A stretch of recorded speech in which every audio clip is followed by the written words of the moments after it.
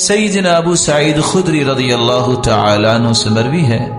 دخل رسول اللہ صلی اللہ علیہ وسلم ذات یوم المسجد، رسول اللہ صلی اللہ علیہ وسلم ایک دن مسجد میں داخل ہوئے، فَإِذَا هُوَ بِرَجُلٍ مِّنَ الْأَنصَارِ يُقَالُ لَهُ أَبُو أُمَامَةَ جَالِسٌ فِي، مسجد میں دیکھا کہ انصاری ایک صحابی ابو امامہ مسجد میں بیٹھے ہوئے، فقال یا ابا امامہ ما لی اراک جالسا فی المسجد فی غیر وقت صلاة، اے ابو امامہ نماز کا وقت تو نہیں ہے، تم مسجد میں کیسے بیٹھے ہو؟ قال ہموم لزمتنی ودین، یا رسول اللہ صلی اللہ علیہ وسلم اللہ کے رسول غم بہت ہے، قرض بہت ہے۔ قال افلا اعلمك كلاما اذا قلت اذهب الله تعالى همك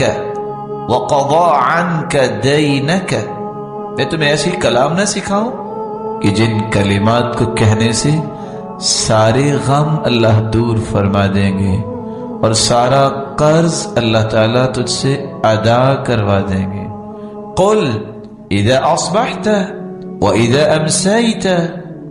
جب صبح کرو جب شام کرو تو یہ کلمات پڑھ لیا کرو۔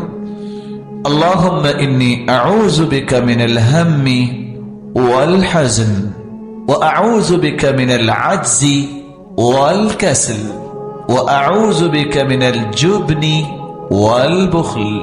واعوذ بک من غلبۃ الدین وقهر الرجال۔ قال ففعلت ذلك، سیدنا ابو امامہ رضی اللہ تعالی عنہ فرماتے ہیں میں نے ایسا ہی کیا، صبح شام یہ دعا پڑھتا،